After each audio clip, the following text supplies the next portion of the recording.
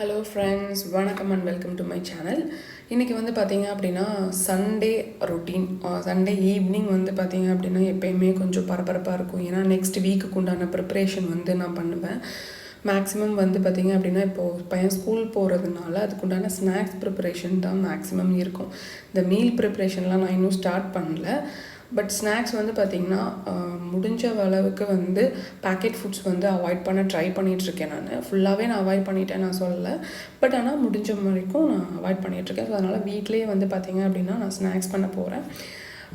So first வந்து பார்த்திங்க அப்படின்னா ஈவினிங் ஃபஸ்ட்டு டீ சாப்பிட்டுட்டு கொஞ்சம் தெம்பாயிட்டு அதுக்கப்புறமா வந்து தான் நான் ப்ரிப்ரேஷன் ஸ்டார்ட் பண்ண போகிறேன். ஒரு சைடில் வந்து பார்த்திங்க அப்படின்னா நெக்ஸ்ட் வீக்குக்காக இட்லி மாவும் ரெடி ஆகிட்டுருக்கு. ஸோ இப்போ வந்து டீ குடிக்கலாம். குடிச்சிட்டு நம்ம வந்து ப்ரிப்ரேஷன் ஸ்டார்ட் பண்ணலாம்.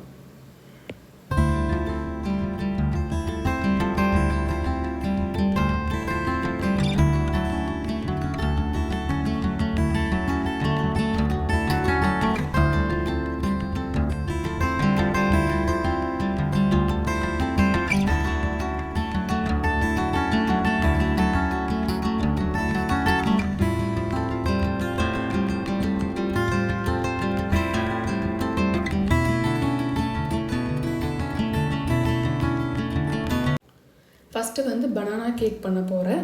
இது வந்து கோதுமை மாவு யூஸ் பண்ணி நான் பண்ண போகிறேன். அதுக்காக வந்து முந்திரி பருப்பு, பாதாம் இந்த மாதிரி உங்ககிட்ட வேறு ஏதாவது நட்ஸ் இருந்தாலும் நீங்கள் ஃபஸ்ட்டு கட் பண்ணி எடுத்து வச்சுக்கோங்க. இந்த கேக் வந்து பார்த்திங்க அப்படின்னா நிறைய பனானாஸ் யூஸ் பண்ணுறோம். இதில் வந்து நீங்கள் உங்களுக்கு என்ன பனானாலும் நீங்கள் யூஸ் பண்ணிக்கலாம். அதோட ஹெல்த்தியும் கூட, குழந்தைங்களுக்கும் ரொம்ப பிடிக்கும். இதுக்கு வந்து ஃபஸ்ட்டு வந்து பார்த்திங்க அப்படின்னா நட்ஸை கட் பண்ணி வச்சுட்டு அதுக்கப்புறமா எந்த பவுலில் நம்ம பண்ண போகிறோமோ அந்த பவுலை ஃபஸ்ட் ரெடி பண்ணி வச்சுக்கலாம்.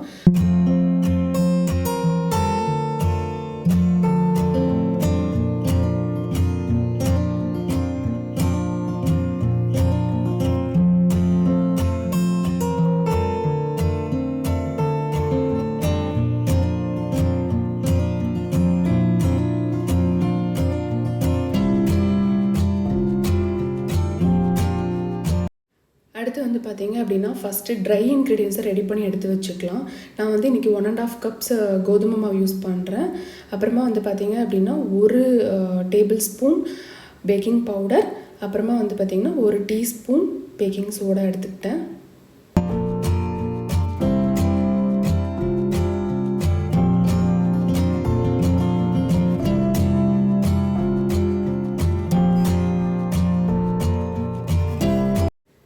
நெக்ஸ்ட் வந்து பார்த்திங்க அப்படின்னா நான் பனானாவை மிக்சியில் அடித்து எடுத்துக்க போகிறேன். லாஸ்ட் டைம் நான் கேக் பண்ணப்போ நான் வந்து ஃபோக் வச்சு மசிச்சு தான் பண்ணேன். ஆனால் அது வந்து பார்த்திங்க அப்படின்னா பனானாவோட பீசஸ் வந்து அங்கங்கே இருந்தது கேக்கில். ஸோ அதனால தான் இந்த டைம் வந்து பார்த்திங்க அப்படின்னா நான் மிக்சியில் அடிச்சுக்க போகிறேன். நான் வந்து இன்றைக்கி 2 பனானா நான் யூஸ் பண்ண போகிறேன். 1.5 கப்ஸ்க்கு 2 பனானா எனக்கு கரெக்டாக இருந்தது.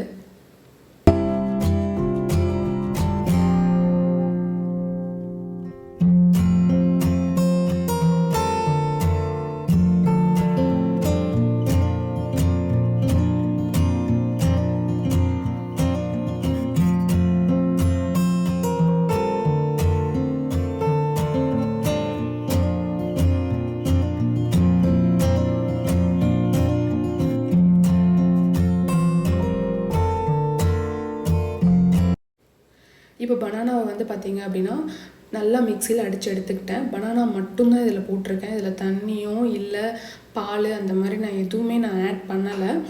வெறும் பனானா தான். இப்போ இந்த பனானாவோட நான் ட்ரை இன்க்ரீடியன்ஸையும் சேர்த்து மிக்ஸ் பண்ண போகிறேன். அதுக்கு முன்னாடி வந்து பார்த்திங்க அப்படின்னா இனிப்புக்காக வந்து நாட்டு சர்க்கரை ஆட் பண்ண போகிறேன். நான் வந்து ஒயிட் சுகர் நான் ஆட் பண்ணலை. ஏன்னா இது வந்து டோட்டலாகவே கொஞ்சம் ஹெல்த்தி வேர்ஷனான கேக்காக இருக்கட்டுமே அப்படின்னு சொல்லிட்டு நான் ஒயிட் சுகர் அவாய்ட் பண்ணிட்டேன். ஸோ இப்போ இதில் வந்து பார்த்திங்க அப்படின்னா ஹாஃப் கப் அப்புறமா வந்து ஒரு கொஞ்சம் போல் ஒரு அளவில் நாட்டு சர்க்கரை எடுத்துக்கிட்டேன். இதை வந்து இப்போ நல்லா வந்து மிக்ஸ் பண்ணிக்கோங்க. ஏன்னா நாட்டு சர்க்கரை வந்து கரையிறதுக்கு கொஞ்சம் நேரம் ஆகும். இல்லை அப்படின்னா அங்கங்கே வந்து சர்க்கரையும் வந்து கேக்கில் வந்து இருக்கும். அதனால் இதை நல்லா மிக்ஸ் பண்ணி எடுத்துக்கோங்க. இப்போ இது கூட வந்து பார்த்திங்க அப்படின்னா 1/4 கப் வந்து ஆயில் எடுத்துக்கிட்டேன். நான் வந்து சன்ஃப்ளவர் ஆயில் எடுத்துக்கிட்டேன். வேறு ஏதாவது ஆயில் எடுத்தால் வந்து அந்த ஆயிலோட ஸ்மெல் வரும். ஸோ அதனால் வந்து பார்த்திங்கன்னா சன்ஃப்ளவர் ஆயில் எடுத்துக்கிட்டேன். இப்போ நல்லா வந்து எல்லாத்தையும் மிக்ஸ் பண்ணியாச்சு.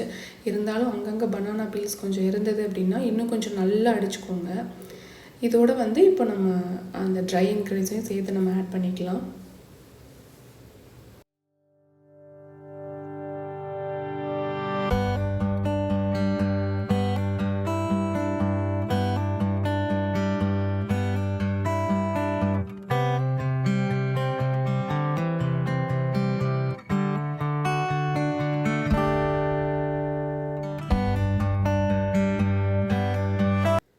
லாஸ்ட்டாக வந்து பார்த்திங்க அப்படின்னா ஸ்மெல்லுக்காக வெனிலா எசன்ஸ் நான் கொஞ்சம் போல் நான் ஆட் பண்ணிக்கிறேன்.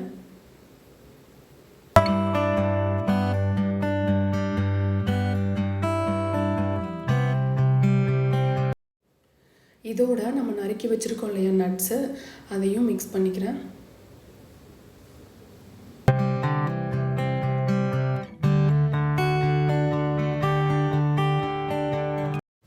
இதை ஆக்சுவலி மிக்ஸ் பண்ணிகிட்டு இருக்கும்போதே ஓவனை ப்ரீ ஹீட் பண்ணியிருக்கணும், நான் மறந்துட்டேன்.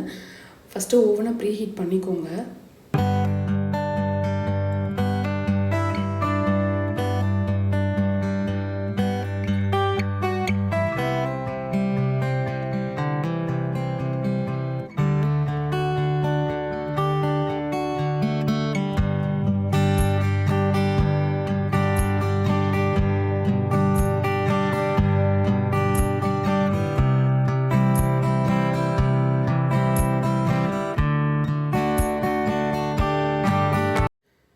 ஸோ இந்த ஹீட் வந்து ஒவ்வொருத்தங்களோட ஓவனை பொறுத்து சேஞ்ச் ஆகும்.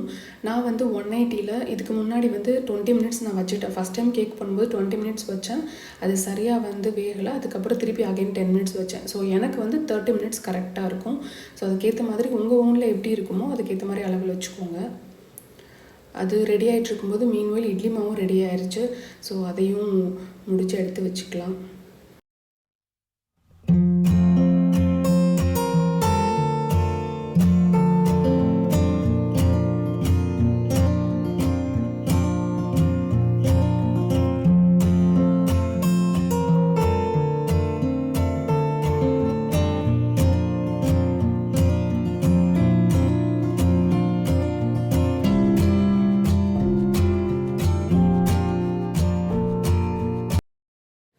சண்டேயில் ஸோ கிட்ஸ் வந்து விளாட்றேன்னு வீட்டையே தலைகீழாக மாற்றி வச்சுட்டாங்க.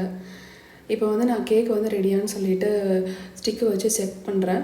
இன்னும் 5 மினிட்ஸ் இருக்குது. பட் இருந்தாலும் நான் செக் பண்ணி பார்க்குறேன். ஏன்னா ரொம்ப எனக்கு லேயர் மேலே பார்க்கும்போது ரொம்ப டார்க்காக தெரிஞ்சது. ஸோ அதனால் நான் ட்ரை பண்ணி பார்த்தேன். பட் ஆனால் வெந்துடுச்சு கேக்கு. ஸோ நான் என்ன பண்ணிட்டேன்னா, சரி ஓகே எடுத்துடலாம் அப்படின்னு சொல்லிட்டு எடுத்துட்டேன். இதுக்கு மேலே இருந்தால் என்ன ஆகும்னா கேக் வந்து அப்படியே சைட்லெல்லாம் ஃபுல்லாக கருகிரும்.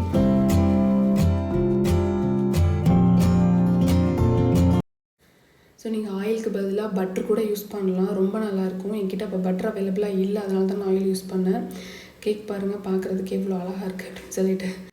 எந்த கேக் பண்ணாலுமே அந்த கேக்கோட ஸ்மெல் வீடு ஃபுல்லாக இருக்கும். அதில் இந்த பனானா கேக் பண்ணும்போது அந்த பனானாவோட ஸ்மெல் வந்து பார்த்திங்க அப்படின்னா ரொம்ப சூப்பராக இருக்கும். இந்த கிச்சன் ஃபுல்லாக அப்படியே அந்த ஸ்மெல் நல்லாயிருக்கும். அதே மாதிரி இந்த கேக்கு சாப்பிட்றதுக்கும் ரொம்ப டேஸ்டியாக இருக்கும். சுகருமே வந்து பார்த்திங்க அப்படின்னா ரொம்ப மினிமலாக தான் இருக்கும். எங்கள் வீட்டில் வந்து என் பையனுக்கெலாம் சுகர் ரொம்ப பிடிக்காது, அதனால் ரொம்ப கம்மியாக தான் யூஸ் பண்ணுவேன். இப்போது உங்கள் கிட்ஸ் வந்து ரொம்ப நல்லா ஸ்வீட் சாப்பிட்றதா இருந்தால் இன்னும் நீங்கள் அதிகமாகவே சுகர் யூஸ் பண்ணிக்கலாம்.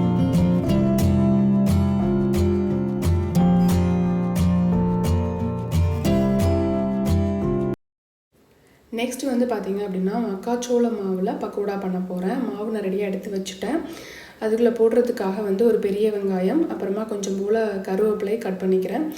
நான் வந்து குழந்தைங்க சாப்பிட்றதுனால நான் இதில் வந்து மிளகாய் யூஸ் பண்ணலை. மிளகாவும் சீரகம் போட்டாலும் குழந்தைங்களுக்கு பிடிக்காது. நீங்கள் அதுவும் கூட சேர்த்துக்கலாம். அது போட்டால் இன்னும் நல்லா டேஸ்ட்டாக இருக்கும். கொஞ்சம் உப்பு எல்லாம் போட்டு ஃபஸ்ட்டு தண்ணி ஊற்றி மிக்ஸ் பண்ணி மாவு மாதிரி, அதாவது நம்ம சப்பாத்தி மாவு மாதிரி கொஞ்சம் பிசைஞ்சு எடுத்துக்கலாம்.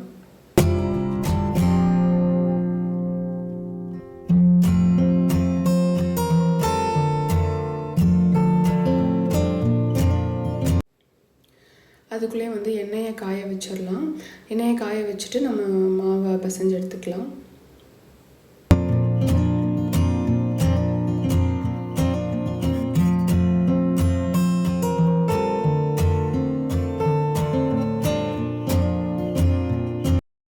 இதுக்கு நிறைய தண்ணி தேவைப்படாது. ஸோ எடுத்தோடனே நிறைய தண்ணி யூஸ் பண்ணிடாதீங்க. கொஞ்சம் கொஞ்சமாக யூஸ் பண்ணி பிசைஞ்சு எடுத்து வச்சுக்கோங்க.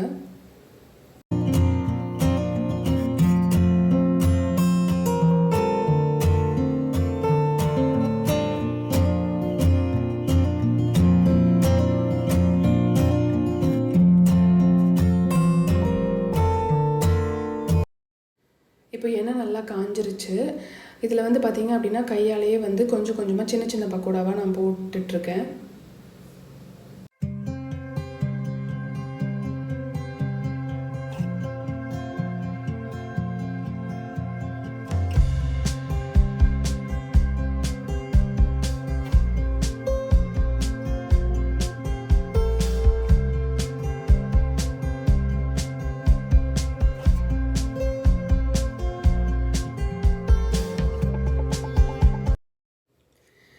இது வந்து பார்த்திங்க அப்படின்னா எங்கள் ஃபேமிலியிலேயே ரொம்ப ஃபேவரட்டான ஸ்நாக் எல்லாருக்குமே. நாங்கள் வில்லேஜில் இருக்கும்போதெலாம் எங்கள் பாட்டி இருக்கும்போது இது வந்து அந்த மக்காச்சோளம் சீசன் இருக்கும்போது வீட்டிலையே மக்காச்சோளம்லாம் விளைய வைப்பாங்க. ஸோ அதில் வர மாவு வச்சு ஒரு பெரிய பாத்திரத்தில், ஏன்னா ரொம்ப பெரிய ஃபேமிலி, அதனால் எல்லாருக்கும் எங்கள் பாட்டி வந்து செஞ்சு கொடுப்பாங்க.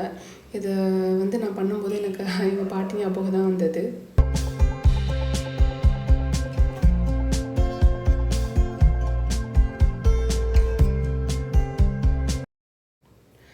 இது வந்து பார்த்திங்க அப்படின்னா இவ்வளோ நேரம் ஆற வச்சுருந்தேன். ரொம்ப சூடாக இருந்தது கேக்கு. ஸோ இப்போ ஆறிடுச்சு. அதனால் ஒரு பாக்ஸ்குள்ளே எடுத்து வச்சுக்கிறேன். இதோட செல்ஃப் லைஃப் அப்படின்னு பார்த்தீங்க அப்படின்னா மினிமம் ஒரு 5 days வரும். நீங்கள் ஃப்ரிட்ஜுக்குள்ளே வச்சுருந்தா கண்டிப்பாக ஒரு 7 days வரைக்கும் வரும். நான் ஃப்ரிட்ஜில் வைக்கல இது வரைக்கும், ஏன்னா அது வரைக்கும் இருந்ததில்ல, காலி ஆகிடும் சீக்கிரமாகவே.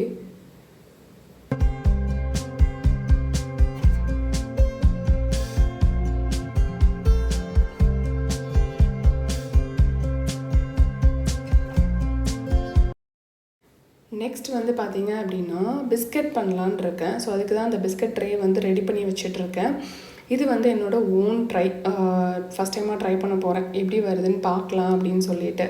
இதுக்குமே வந்து பார்த்திங்க அப்படின்னா நாட்டு சக்கரை வச்சு தான் நான் ட்ரை பண்ண போகிறேன்.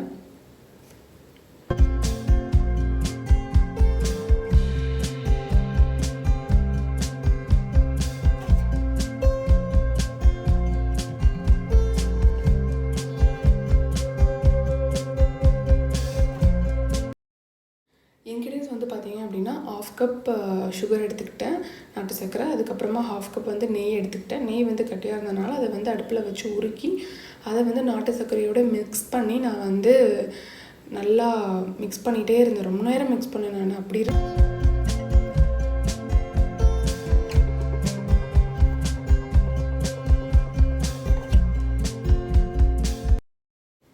அப்புறமா 1 கப் கோதுமை மாவு எடுத்து வச்சுருக்கேன். இதுவுமே கோதுமை மாவில் தான் நான் ட்ரை பண்ண போகிறேன். அதில் வந்து பார்த்திங்க அப்படின்னா சாக்கோ சிப்ஸ் போட போகிறேன். அதை வந்து இந்த மாதிரி மாவில் லைட்டாக ஸ்ப்ரெட் பண்ணி உள்ளே போடும்போது அது எல்லா இடத்துலையும் ஈவனாக வந்து மிக்ஸ் ஆகும். இல்லைனா ஏதாவது ஒரு இடத்துல மட்டும் இருக்கும். அதனால தான் சாக்கோ சிப்ஸை வந்து நான் மாவில் கொஞ்சம் ஸ்ப்ரெட் பண்ணி எடுத்து வச்சுக்கிட்டேன். இப்போ உருக்குன நெய்யை அதில் சர்க்கரையில் ஊற்றி நல்லா மிக்ஸ் பண்ணுங்கள்.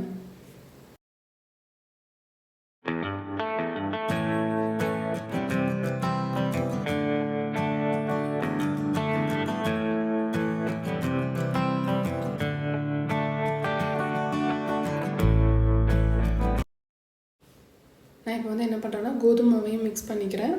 அதுக்கப்புறமா நம்ம வச்சுருக்கிற அந்த சாக்கோ சிப்ஸ் இருக்கு இல்லையா, அதையும் வச்சு மிக்ஸ் பண்ணிவிட்டு, இது எப்படி இருக்குன்னா ரொம்ப தண்ணியாலாம் வரக்கூடாது. பிஸ்கெட் டோ அப்படின்றதுனால இது கொஞ்சம் நல்லா கெட்டியாக தான் இருக்கணும்.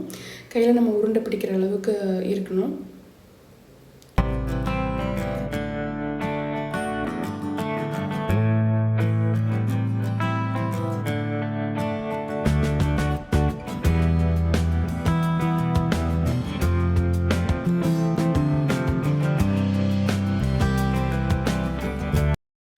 இப்போ வந்து கையை வச்சு நல்லா பிசைஞ்சிட்டு நல்லா அந்த டோ வந்து எனக்கு நல்லா ஃபார்ம் ஆச்சு. அதுக்கப்புறமா சின்ன சின்ன உருண்டையாக வந்து எடுத்து பிஸ்கட் ஷேப்பில் நான் வந்து ட்ரேயில் வைக்க போகிறேன்.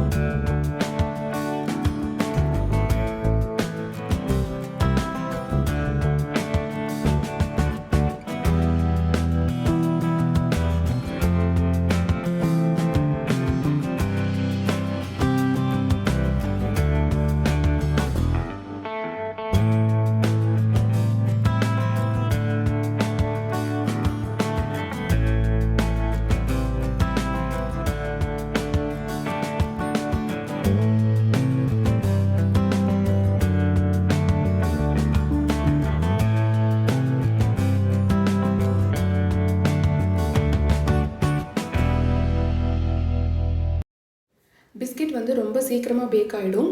நான் வந்து 160ல் 15 மினிட்ஸ் வச்சேன். இருந்தாலும் அப்பப்போ நான் செக் பண்ணிக்கிட்டேன். பிஸ்கெட் வந்து ஓவராக பேக் ஆகிடுச்சு அப்படின்னா அது வந்து பார்த்திங்கன்னா கருகிடும். அதனால் அப்பப்போ செக் பண்ணிகிட்டே இருந்தேன்.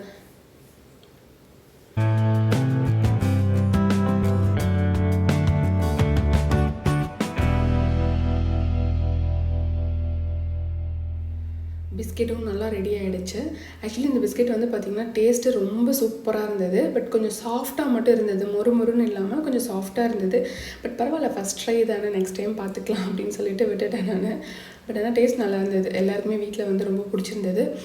ஸோ உங்களுக்கும் இந்த வீடியோ ரொம்ப பிடிச்சிருக்குன்னு நான் நம்புகிறேன் ஃப்ரெண்ட்ஸ். நீங்கள் இதில் ஏதாவது ட்ரை பண்ணி பார்த்தீங்க அப்படின்னா மறக்காமல் எனக்கு சென்ட் பண்ணுங்கள்.